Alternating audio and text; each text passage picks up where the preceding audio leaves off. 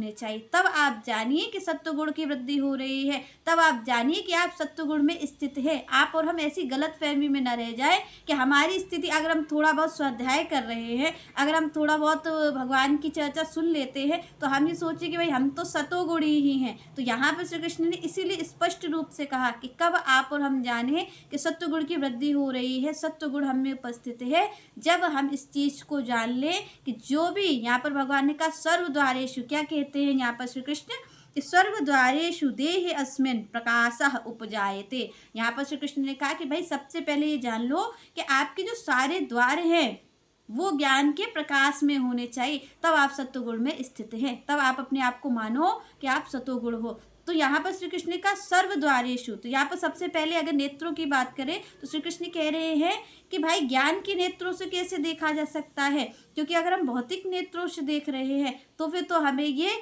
मांस का लोथड़ा ही दिखेगा, तो फिर तो हमें ये शरीर ही दिखेगा, तो फिर हमें कुछ और नहीं दिख सकता है। पर यहाँ पर ज्ञान के प्रकाश में जब श्री कृष्ण ने कहा कि भाई सब द्वार ज्ञान के प्रकाश में होने चाहिए, तो यहाँ पर ज्ञान के प्रकाश में देखना क्या है, जब आप और हम शरीर का दर्शन ना करके हम आत्मा का दर्शन कर पा रहे हैं, तब हमारे ज्ञान के नेत्र हैं। क्योंकि अगर हम शरीर का ही दर्शन कर रहे हैं, अगर हमें ये मांस का लोथड़ा ही दिख रहा है, तो फिर हमने यहाँ पर ज्ञान का प्रकाश नहीं किया, तो फिर तो हम तमोगुण और रजोगुण में ही स्थित है। पर यहाँ पर जब हमें ये दिख रहा है कि भाई हमारे सामने खड़ा व्यक्ति कोई व्यक्ति नहीं है, कोई हमारा मित्र नहीं है, कोई हमारा पति नहीं है, कोई पत्नी नहीं है, कोई माता पिता नहीं है, हम किसका दर्शन कर रहे हैं, हम कह रहे हैं कि ये एक आत्मा है, ये एक जीव है। अगर इसका दर्शन हो रहा है कि ये भगवान के ही बनाए हुए हैं, भगवान का ही जीव है, तो यहाँ पर तब हमने जाना कि भाई ये ज्ञान के प्रकाश में देखना है।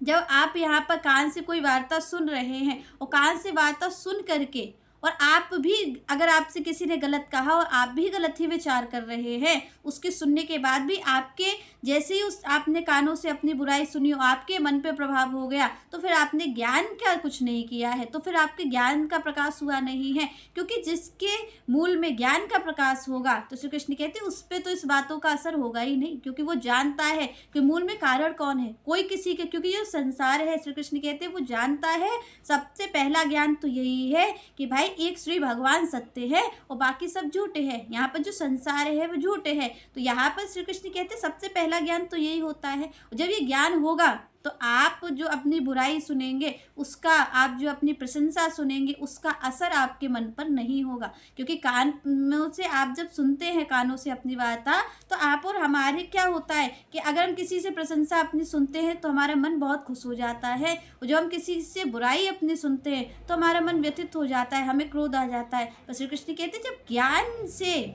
ज्ञान का प्रकाश होता है, तब नेत्रों से आप कुछ भी सुन लें उस पर आपके मन का प्रभाव नहीं पड़ेगा, मन पर प्रभाव कोई नहीं पड़ेगा। क्योंकि आप जानते हैं कि ये जितना भी है ये श्री कृष्ण का बनाया हुआ है, ये सारे जीव श्री कृष्ण के ही हैं, और यहाँ पर कोई कुछ करने वाला नहीं है, ये तो केवल और केवल यहाँ पर हो रहा है क्योंकि भगवान की लीला है। तो यहाँ पर इस तरीके से दर्शन ज्ञान से किया जाता है। तो श्री कृष्ण कहते हैं कि आप और हम इस चीज में ना रहें कि थोड़े से सत्संग, थोड़ी सी पूजा, थोड़ी सी सेवा हम कर लेते हैं तो हमारी जो स्थिति है वो सतोगुण में है। श्री कृष्ण कहते हैं जब सतोगुण में स्थिति होती है तो आपको कुछ और दिखाई नहीं पड़ेगा, क्योंकि ज्ञान ही आपको नजर आएगा। और ज्ञान क्या है, सबसे पहला ज्ञान तो श्री कृष्ण कहते हैं यही है कि ये जो संसार है ये मिथ्या है, तो श्री भगवान सत्य हैं। और जब इस चीज को आप और हम जान लेते हैं कि संसार मिथ्या है,